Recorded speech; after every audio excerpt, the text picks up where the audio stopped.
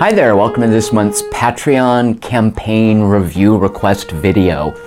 I don't know if you can hear this in the background. My housemate's son is practicing trumpet, which you can consider that the background music for this video. He's doing notes now. We might later be treated to a little Star Wars theme or Jurassic Park, something like that. Stay tuned.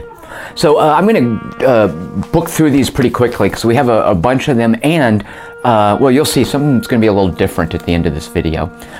So if you support me for $10 or more on Patreon once a month, you'll get to request a review, and I'm going to read through these and give you counter recommendations for each of them, and then we'll draw a random one, and that'll be one of my review assignments. Number 1, Patrick Mullen. Sniper Elite 4. I find it and Sniper Elite 3 as satisfying as I once did Far Cry 2. Very nice, Patrick Mullen. Which I am replaying on the Xbox One, by the way. I agree with you on its graceful excellence. Patrick, this idea of graceful excellence, I like that turn of phrase, and I was trying to think, well, is that redundant? No. Is there a game that is ungracefully excellent? I think there is, and my counter recommendation is Lost Planet 2. Don't think it's on the Xbox One, though. Is it backwards compatible? It is on the Xbox. Number 2, Clay Heaton, The Best We Could Do, an illustrated memoir by Tai Bui, whatever. Here's her name. And by illustrated memoir, it means a comic book. I really like this. I like where this is going. Clay says, I'd love to read a review of it by you. P.S. Do yourself a favor and get the hard copy version, which I've got, not the Kindle version. Even if this doesn't get chosen, do yourself a favor and read it. Yeah, I'm on that. Clay, here's my counter recommendation. So this is the story of an immigrant from Thailand, and it looks like a lot of it is about her. I kind of stalled about halfway through, but I'll pick it back up.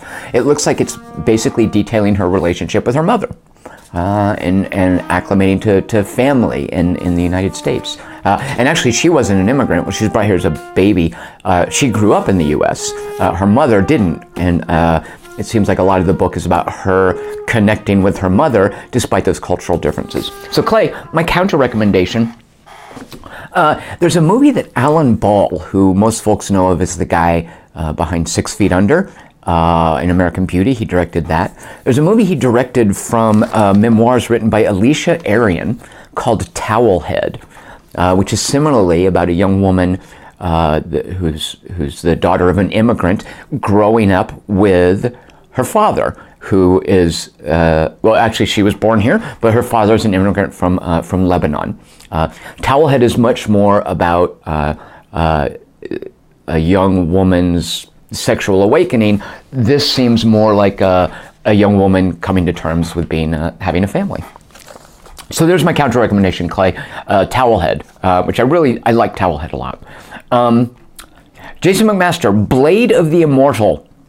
And then it says from Amazon, I think he's quoting Amazon, quote, a cursed, seemingly immortal warrior aids a young girl in her quest for revenge as the students of a brutal new sword school tear a bloody path across Japan.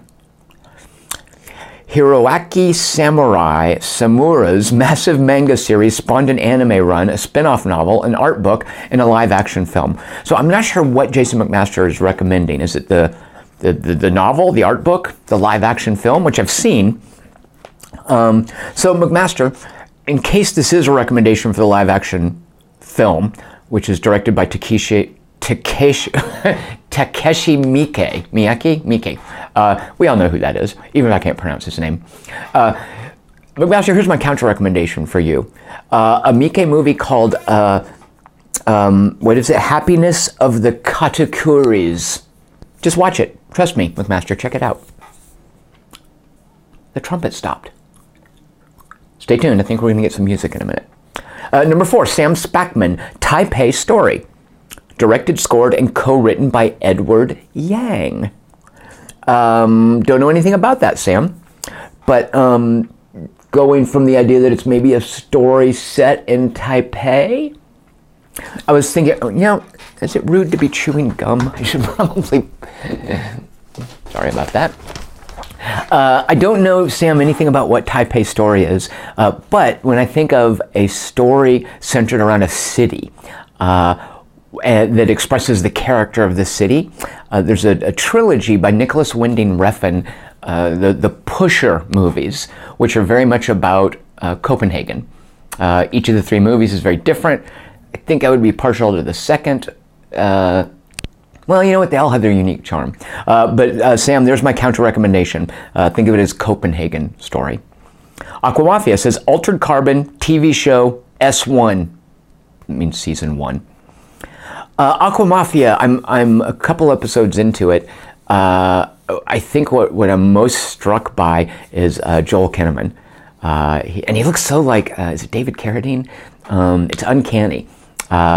So my counter recommendation is Jose Padilla's RoboCop remake with Joel Kinnaman. There we go. And by the way, Jose Padilla has a movie coming out about the raid on Entebbe, I think later this month. Number 6, Andrew Shee. Andrew.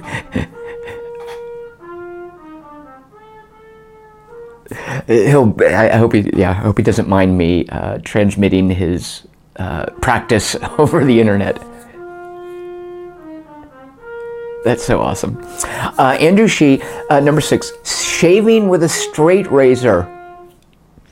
He says, I've never done this and I have no idea how to go about it, so how about being my guinea pig?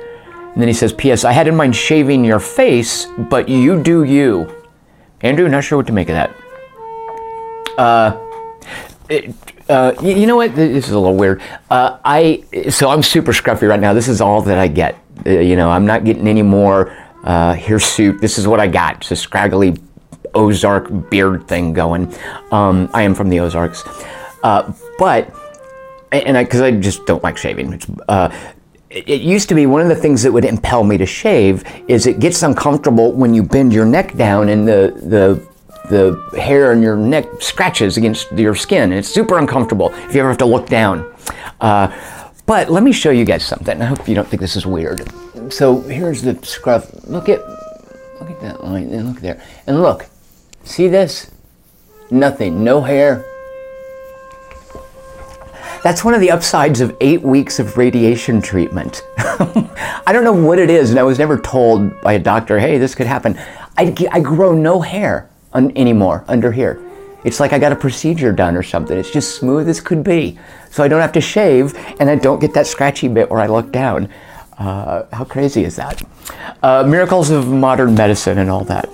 All right, so Andrew, my counter recommendation. I was trying to think, what is something... I read somewhere, someone once said that facial hair for men is like jewelry for women, which sucks for me. But another thing that I was thinking of that is kind of like jewelry, you know what, that's a bit of a strained comparison. Here's my counter recommendation, Andrew, and I can't really justify it.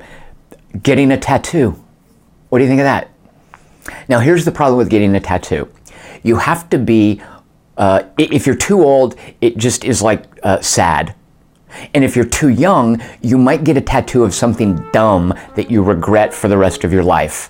So you've got to find that sweet spot between being too old and too young to get your tattoo. I got one from when I was too young. You know what?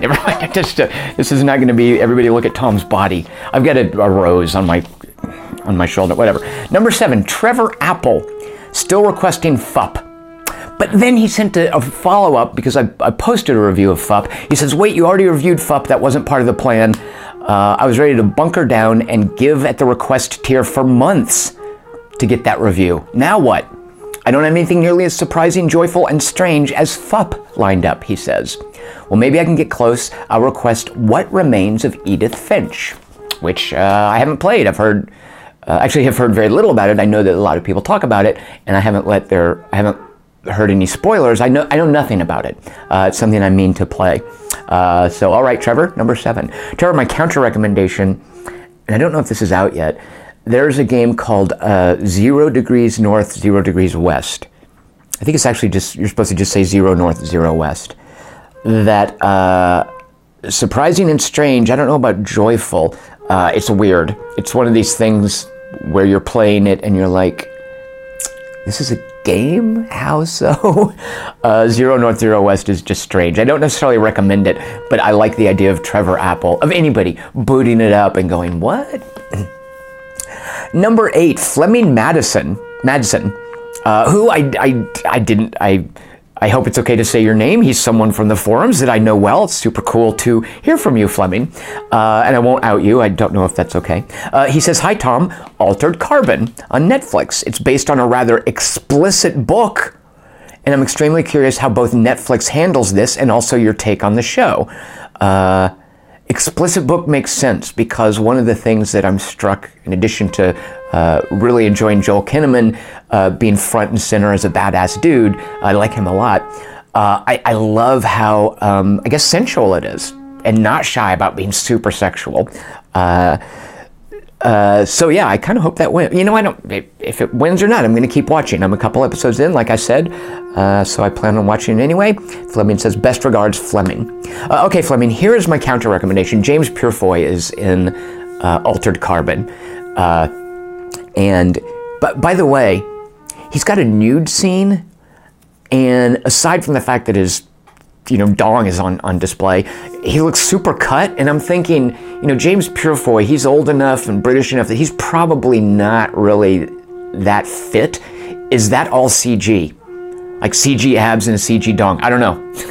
There's a lot of CG in it. And by the way, I'm very aware that Joel Kinnaman will not do full frontal nudity in it. They're coyly hiding his dong behind like a briefcase or clothes or whatever. Plenty of other people in Altered Carbon taking their clothes off right and left. Joel Kinnaman, he'll be shirtless, but not his dong. So, at any rate, okay, so James Purefoy is a British actor who I really like in a series called Hap and Leonard. Joe Lansdale is the writer. I don't know if it's ongoing. I know it has at least one season. But Fleming, there's my counter recommendation for you. It's very different, and it has the great Michael Kenneth Williams in it from, you guys know him from The Wire. I knew him from other things. The Night Of. He's so good in The Night Of.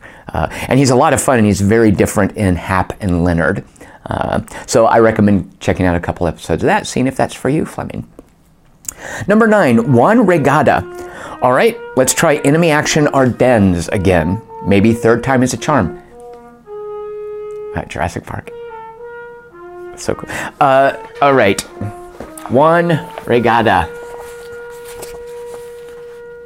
So my huge thanks, this was ridiculously generous, to Gregg Rei for surprising me with... Greg, that was just so cool of you. I don't even think... Did Greg make a recommendation this month? I don't think that he did. But so I now am the owner of this. And here's the cool thing about it. So crazy big manual, right? This is the rules for the 2-player game. Here's the rules for playing as the Americans, Solitaire. And here's the rule for playing as the Germans, Solitaire. Each a big old book. Now, these are all self-contained in that there's a lot of repeated material, but the point is, and this is what I'm really intrigued by in this design, is that they're 3 very different games, presumably.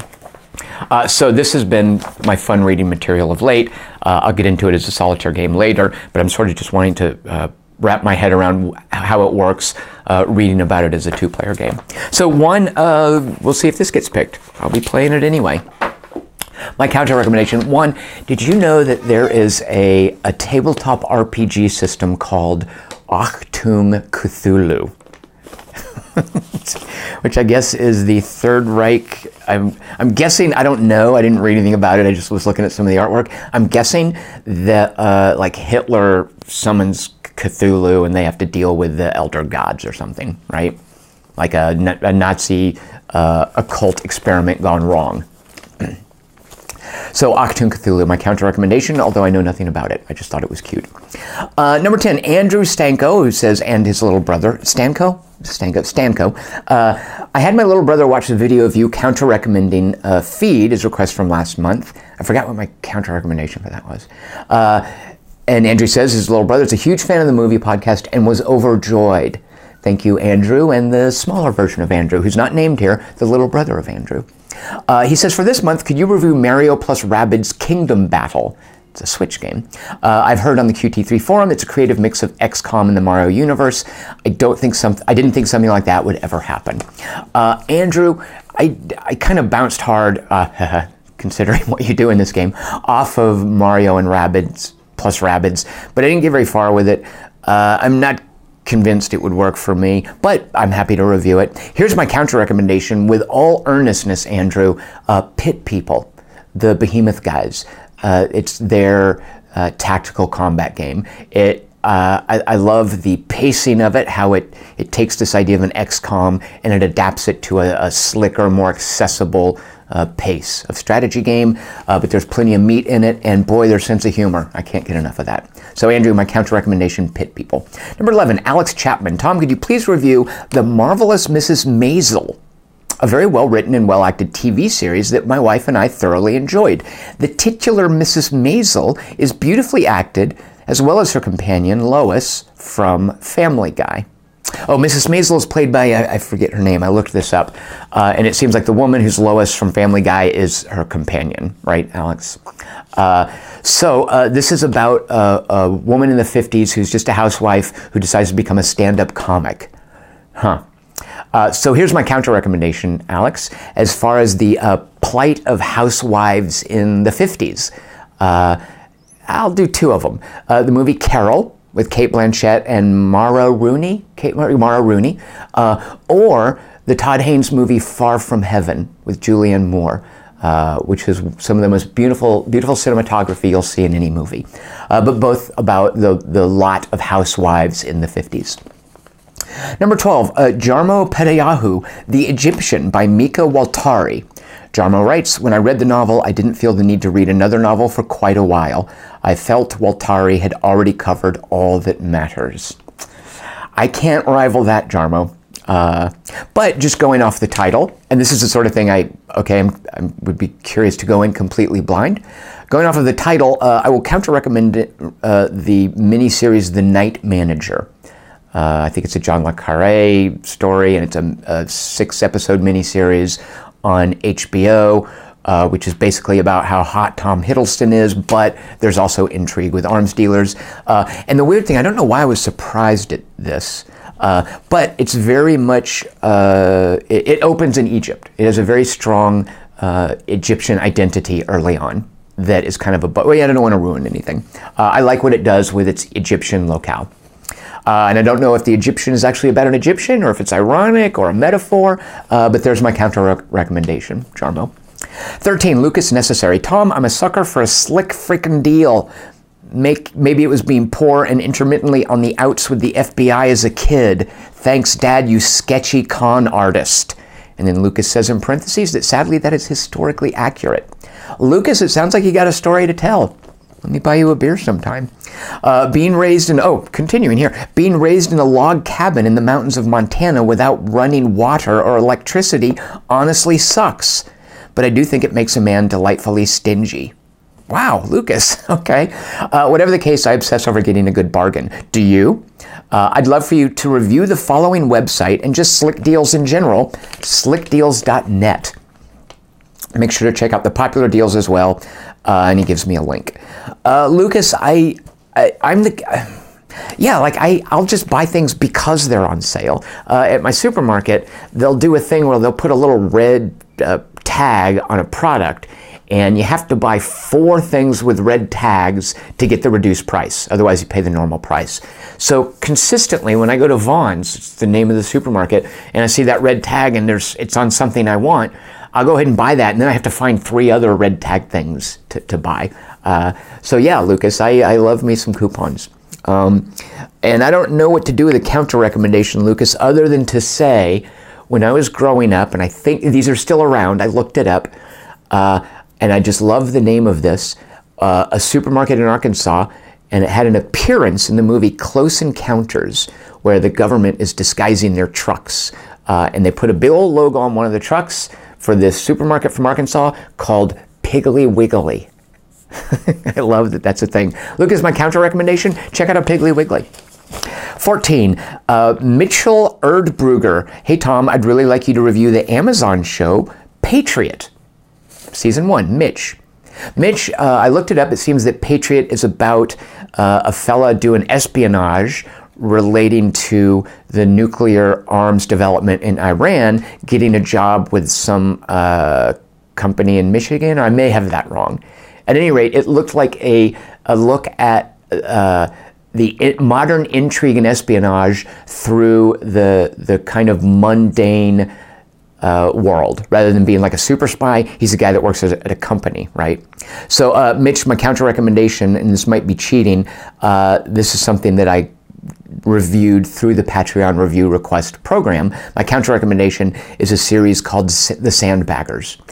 Very 70s, but it's this kind of nitty-gritty look at sometimes, it's actually more about spies. But they're not super glamorous James Bond spies. It's the anti-James Bond. So Mitch, my counter recommendation of The Patriot, The Sandbaggers. And you can find a review of that on quarter3.com. All right, number 15, Tom Ross. And again, sorry, I'm going to try to run through these because something different is going to happen. You'll see. Hey, Tom, hope you're doing well. Last month, I requested a review of the novel 3-Day Road by the Canadian author Joseph Boyden, and it came up that you'd never read the works of fellow Canadian author Margaret Atwood. I think it's time to rectify that, Tom says. I'm requesting a review of Oryx and Crake. Whoa, whatever those are, that sounds cool. And Tom says, it was a huge return to what she asks that we call, quote, speculative fiction rather than dystopian science fiction for Margaret Atwood. Regardless of how it's categorized, I think it's a fantastic read, Tom says. Instead of Big Brother's tyranny or Soma-drenched orgy-porgies, I have no idea what that is because I haven't read Margaret Atwood. Tom writes, Oryx and Crake features a future of corporate compounds rather than city blocks, laissez-faire bioengineering for capital gain, and YouTube. As I mentioned last month, I enjoy books that give me heartache and fill me with dread, and dystopian novels can generally do that quite well. Even the darkly comedic dystopian and apocalyptic novels, such as Will Ferguson's Happiness, I don't know what that is, Tom, I'm intrigued, and Nation State's Max Berry's Jennifer Government. They did it, and I don't know what that is. He says they did a good job at that because at their core they are love stories, ones that don't end well for their characters. Even if it's not picked, Tom says, I highly recommend you give it a read. Oryx and Crake is the first book in a trilogy, and while I think it's far superior to its sequels, the complete trilogy is a strong read. All the best, Tom Ross. All right, and by the way, I'm in the middle of... So this is what won last week. Look how long this is. This is Dead House Gates. And there's 10 of these books, but I only have to read the second one. I did read the first one, by the way. I read this whole thing because I was told that it would, I guess, help me appreciate this, which is fine with me. So, yeah, another trilogy, Tom, thanks. No, I love this idea of an entry into Margaret Atwood not being the super famous thing, Handmaid's Tale, but something different. So my counter recommendation, Tom, there's a woman named Patricia Highsmith, who most folks know her as the writer of the talented Mr. Ripley mystery thrillers, right? Here's what I would suggest as an introduction to Patricia Highsmith. This is a collection of short stories with the intriguing title, Tales of Natural and Unnatural Catastrophes. And they're short stories, and I specifically would recommend, and I can't imagine she's written anything else like this, but it's a great example of someone flexing her style and approach. The second story in it is called Moby Dick 2 or The Missile Whale. And I'll just let that sit. It's told from the perspective of of a whale. There you go. And it's Patricia Highsmith. And I love some of this stuff in here. And I've never even read a talented Mr. Ripley novel. So there's my counter recommendation, Tom Ross. Tales of Natural and Unnatural Catastrophes. Ian Slutz, whose name I've been mispronouncing, Ian, sorry about that. Ian Slutz, Codex from Serlin Games. He's picking that again, and that's always fine. Repeat requests, I absolutely am fine with. Ian says, Codex is like a curse. It has a hold of my brain, and it's the only board game I want to play, he says. Ian, you've got it bad. He says, maybe if I spread it to enough people, I'll be free. Ian, the board game that I think would not the only one I want to play, but the one that every time I play board games, I want to play this. And the only reason we're not is because other people want to play other things. And it would be my number one desert island board game, a board game called Archipelago. I delight in mispronouncing it.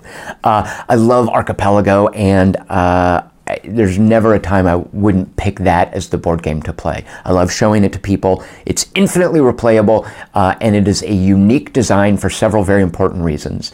It does things that I specifically like in games. I wouldn't expect all people would like it, but it's my game of choice. Archipelago, Ian. Maybe if I spread that to enough people, I'll be free. Number 17, Soren Hoagland says, I know I said that the Yakuza 0 voting would continue until the situation improves, and it will, he reminds me. But since LA screenings aren't going to continue indefinitely, I'll put the correction of your ways on hold for this month and give Padmavat my vote instead. I'd never heard of this, Soren. Soren says, people firebombed the production and staged human corpses to protest it. Wow. He said there's bound to be something interesting there. So it's an Indian movie. Okay, Soren. Soren, here's my counter recommendation. You mentioned being intrigued by the protest and the controversy surrounding a movie. I remember growing up in Arkansas and reading about, I guess what would be, art house movies or limited releases, and just being so anguished that knowing they would never come to Arkansas. And when I went to school in Boston, one of the first things I did was go and see a movie that I had read about and was intrigued about the controversy surrounding it, but I never would have gotten to see it in Arkansas. So when I started graduate school in Boston, moved there, and then immediately hightailed it to a theater to see a movie called The Last Temptation of Christ. So as far as seeing what the controversy is all about, and oh boy, the controversy about that is so ridiculous. I think there's something fundamentally respectful and insightful into Christianity in The Last Temptation of Christ, Martin Scorsese's movie, and the Nicholas Kazantzakis novel. I don't remember his name. So there's my counter recommendation, Soren. I'm sure you've seen it, but you mentioning this Padmavat movie made me think of that. Number 18, Will Goring says, Happy Empire, a bouquet for the princess. It's the name of a game. How does Will Goring know about this? Because I was griefing my friend Jason McMaster over Twitter, and I tweeted something to Jason about I knew he wanted to play it. So Will is saying, I'd hate for McMaster to have all the fun. And he's putting in a vote. If number 18 is rolled, guess what? I'm playing and reviewing Happy Empire, a bouquet for the princess. I'm assuming it's a hidden object game. All right, Will, here's my counter recommendation. We're going to be trolling each other. Will, there's a game you should check out. It's really good. You should play a game called Fabulous, Angela's High School Reunion. Yeah, play that, Will. There's my counter recommendation. It's actually in my Steam library, which is why I know about it. Number 19, George Collins. My son is thinking about buying Railway Empire on Steam, but he's concerned because it's a lot of money for him. Could you review it? And if you don't like it, could you suggest an alternative? Thanks. George, I'd hate to think that your son is waiting with that money burning a hole in his pocket, wanting to play Railway Empire. I've only played a little bit of it. I can see the appeal. I like what I've seen so far. But I can vouch for, depending on what your son is like, there's a super intricate design, a game called A-Train that has been recently kind of updated and re-released. However, it's not accessible at all. It is just complex for the sake of complexity. It just requires a lot of tinkering and testing and getting things wrong. It's got a super long learning curve. So maybe if that's not your son's thing, there is a really cool train game on the iOS. I think it's an adaptation of a board game called Wabash Cannonball. Unfortunately, I think it might be one of those iOS games that you can't get anymore. So that might be a useless recommendation, George. But George, apologies to your son that I can't recommend or unrecommend it in a timely manner. But if a 19 is rolled, we'll get around to that. All right, George, thank you. Number 20, John Roberdew says, I would like a review of starting to learn a new skill or hobby that you have always thought about trying, but never quite got around to. All right, John. I love that recommendation, by the way. That's certainly a challenge. And I actually can think of something that qualifies for that, which actually, should I move out of the way? Can you guys see what? You probably can't see that. Can you see that right there? Unpainted, but I did have to build it. I don't know, maybe would I paint no, you know what? No, painting miniatures is not for me. I'd have to come up with something else. John, here's something that I would recommend to you. It's something that would take a long time to do, but there's nothing quite like it. And I was very fortunate to get to do it with Hebrew in graduate school, but I've never known a language well enough other than English to do this. But I recommend learning another language to the degree where you can read and appreciate a poem in that language. It's originally written in that language. People who are bilingual are super lucky that way. So John, learning another language so you can read a poem that was originally written in that language. 21, Peter Michelson. Hey Tom, I'm going to give Islam another spin. I'm from Denmark, but the fatwa thing I mentioned last week was just a joke. Okay, Peter, fair enough. I hope it didn't sound like I was calling you out on that. Peter says, I didn't mean to make it seem like we all live in fear. Fatwas are mostly good for jokes, although I'm not sure Salman Rushdie is laughing. Or Peter suggests maybe he is. He seems to be living pretty well. Peter says, I think there's a lot of people out in the world who are looking to weaponize ideas for political purposes, whether it's an idea of being American or being a Muslim or even being a gamer, such as the Gamergate folks. There's an awful lot of that nonsense going on, Peter says, so I figured I'd use my 2/4 donorship to roll for a more level-headed take on at least one of those ideas. Okay, Peter. Peter also thanks me for the recommendation. He says, I remember watching Blackboards by the Iranian director Samira Makhmalbaf. Did I say it right? Back in 2003. I don't remember all that much from the movie, except that it surprised me and I really liked it. I think I recommended Ashghar Farhadi, who's an Iranian director, to Peter last month. So Peter, the idea of weaponizing the ideas, I think one of the ideas that is weaponized in the U.S. to the great detriment of people in the U.S., and I am so delighted, although it's a bittersweet delight considering the price that's paid, but I would counter-recommend the weaponization, and this isn't just a play on words, of the Second Amendment. Colton West Street, number 22. Got to go for Police Story 3, Super Cop. I don't know what that is. Oh, you know what? I do know what that is, because Colton has been sending in... Okay, that's a Jackie Chan thing. Right, okay, Colton. Well, now I feel dumb about my counter-recommendation. Colton, my counter-recommendation was Maniac Cop. And then I wrote in parentheses 2, because Maniac Cop, there's 3 of these movies. Maniac Cop 1 or 2, I think is genuinely, I don't know about good, but fascinating. Not just trash. These are William Lustig, like, horror movies. But they have Bruce Campbell in them. I think it's 2. It's got to be 2. So Maniac Cop 2, my counter-recommendation. Haven't seen it probably since college, but I remember thinking, wow, this movie is really cool. I mean, I was a dumb college kid, so what did I know? 23, Mig UK. I don't like superheroes, he says. So why do I like the heroic trio? I don't know what that is, Mig UK. But then he elaborates, are Michelle Yeoh, Anita Mui, and Maggie Cheung just that pretty? What is it about crazy early 90s Hong Kong movies that makes them so charming? I can't answer that, Mig UK. It's a genre I don't know. So if 23 comes up, by the way, Michelle Yeoh, okay. I hope a 23 gets rolled. My counter-recommendation to Mig UK, for people who don't like superheroes, Jamie Gunn, before he became the Marvel darling who did the Guardians of the Galaxy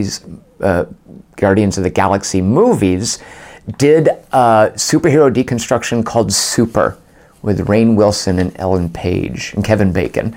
I love Super so much. and it's a superhero movie, a very different one. I recommend that to anyone who does or doesn't like superheroes. 24, Aaron S. Hi, Tom. Please review Nier Automata, after unlocking endings A, B, C, D, and E. There's that many? He says, this is mostly my chance to get you to more completely finish the game. As I'd mentioned before, I petered out very early on into the first iteration of the game. It's at any rate, Aaron explains, I understand stopping in the second iteration. I nearly abandoned the game at that low point in the pacing and story development as well. What followed, Aaron writes, justified continuing. So I'd like you to have the chance to enjoy it also. Actually, I had the problem that the rest of the game was so good, it spoiled playing anything else for a few weeks.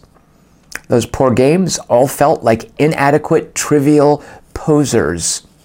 It sounds like Jarmo's recommendation for, what was the name of the book that he said? The Egyptian, a novel that said everything that mattered, that needed to be said. All right, Aaron, and I don't want to replay Nier 5 times, but you know what? Fair enough. You're not the first person to tell me that, by the way. I'm definitely sold on the idea that there's more going on in Nier than I appreciate at this point. Okay, so my counter recommendation, Aaron, as far as a story that iterates on itself, and with each iteration, with each retelling, sheds new light on what's happening, fleshes it out. Rashomon is the sort of the pattern for that. I'd like to recommend an obscure little movie called Predestination, with Ethan Hawke and a fabulously talented young woman named Sarah Snook. That's a great last name, by the way. So Predestination, Aaron.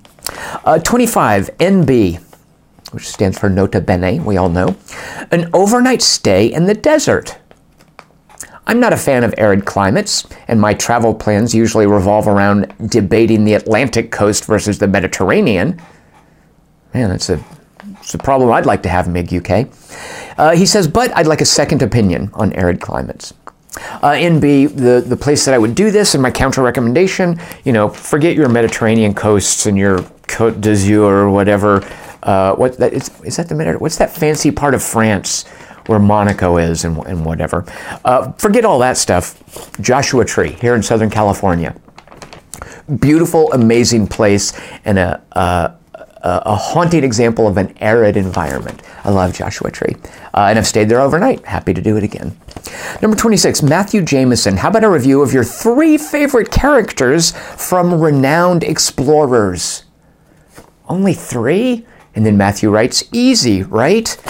Man, Matthew, that's tough. That's harsh. So my counter recommendation, try and pick your 3 favorite characters from Agents of Mayhem. Or I should say, Scheherazade and, what 2 besides Scheherazade, right?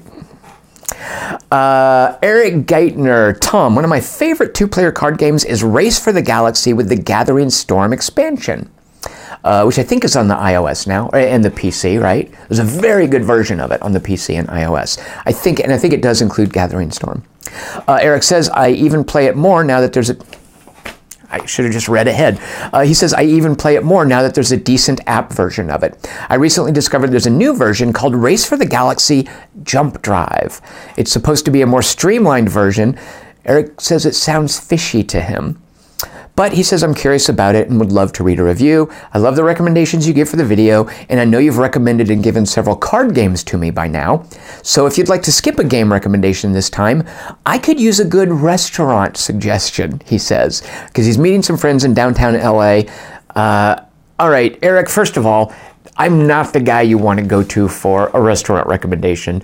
I think you'd be better served, just check out Yelp or something like that. But that said, Eric, if you're ever in the Tahunga area, the restaurant I would take you to is, it's such a weird name. It's down the street from me and it's called Sweet Cherry's Diner. Now you might think that sounds like a stripper joint, but it's not like Sweet Cherry's like the possessive apostrophe S. It's not like it belongs to someone named named Sweet Cherry. It's Sweet Cherries plural, like it's a diner in which sweet cherries are served. It's a silly name, but it's a family-owned and operated business. I love the wait staff there, especially Carlos. I like Mike a lot, but don't, if you can avoid it, don't have Mike wait on you. Don't sit at one of his tables. Carlos. So Sweet Cherry's Diner. That's my counter recommendation, Eric. Come on up. I'll take you there. Matt Bugby.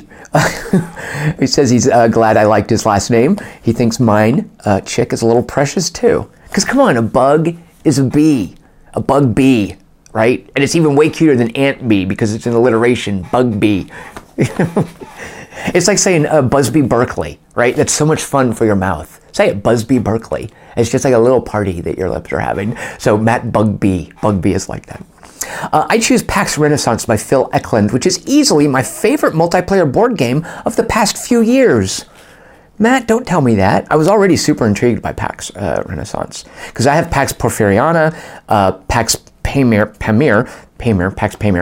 the Cole Wehrle adaptation of Phil Eklund's model for the 18th century struggle over Afghanistan between Britain and Russia.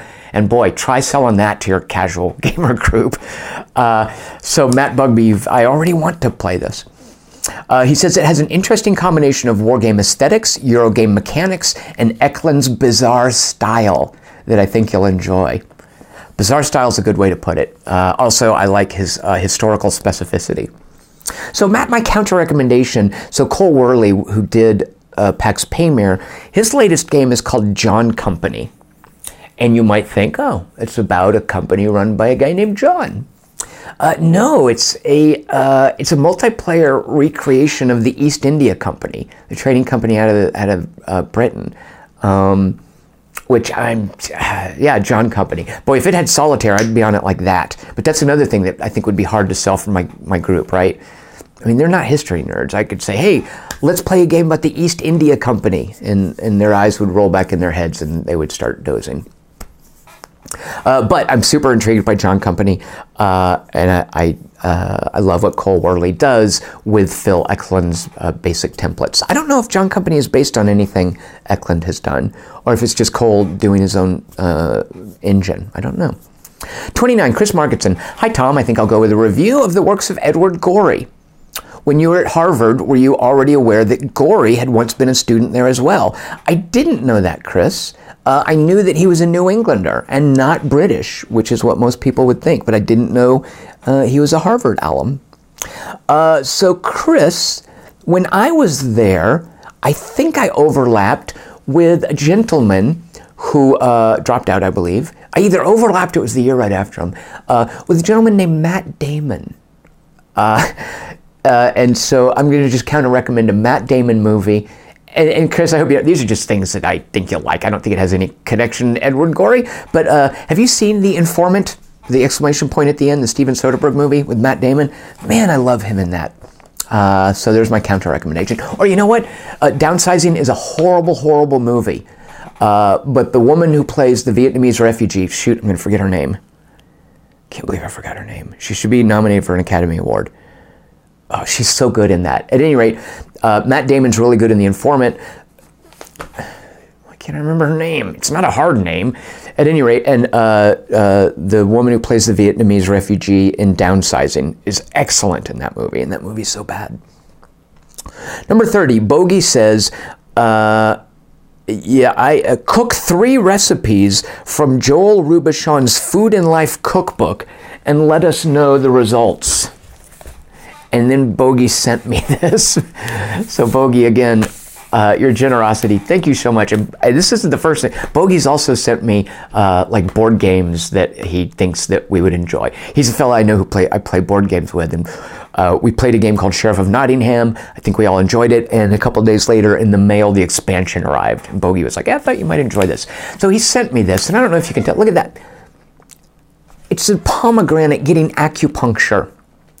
So this has got this weird, at least the preface, this weird sort of spiritual philosophy to cooking, which I'm not sure works for me, but some of the recipes look intriguing and some of them look way above my pay grade. Look at this. Lamb shoulder with spiced semolina. I don't even know what semolina is. It's a Neil Gaiman comic book, right? So Bogey, all right, 3 recipes out of here.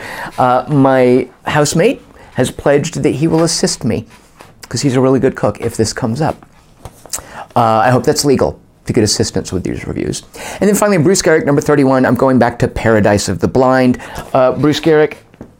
Oh, and here's Paradise of the Blind, which I will definitely read at some point. And I believe Bruce sent me this. All right, so my counter recommendation, Bruce Garrick. And by the way, I just want to show you guys this.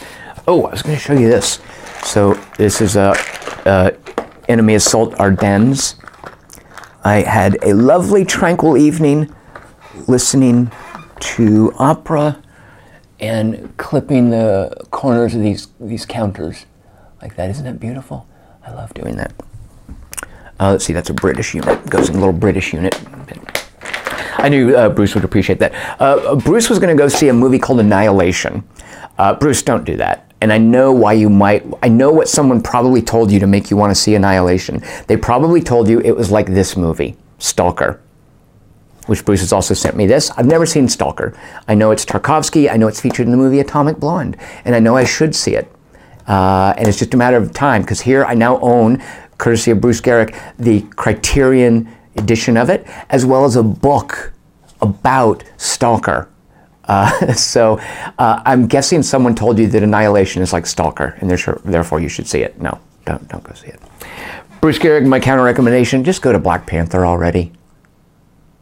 There. All right, so here's what we would do now. We then take this iPad and we go to random result. Oh no. Oh, uh-oh. Oh, my battery's dead. Huh. Oh no, I'm gonna have to get, Apple has killed my iPad because they want me to upgrade it to a new one. And my battery doesn't work. We can't use this. Whatever will we do? Oh no. I have an idea. Fortunately, I have here a random number generating dog, RNGD. She's going to help me pick one of these between 1 and 31 using a very scientific method, way better than randomresult.com. What I've done over here, there's 2 pieces of paper. One is the number 1. I don't think you guys can see it yet. One is the number 2. Trust me, this one's 1, this one's 2.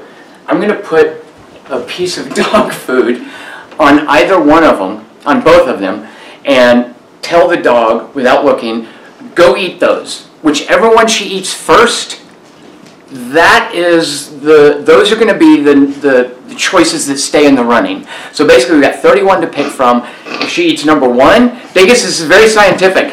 I'll get you over here to help me. If she eats number 1, we're going to go with numbers 1 through 17. If she eats number 2, it's going to go through 17 to 31. Anyway, I've written it down here.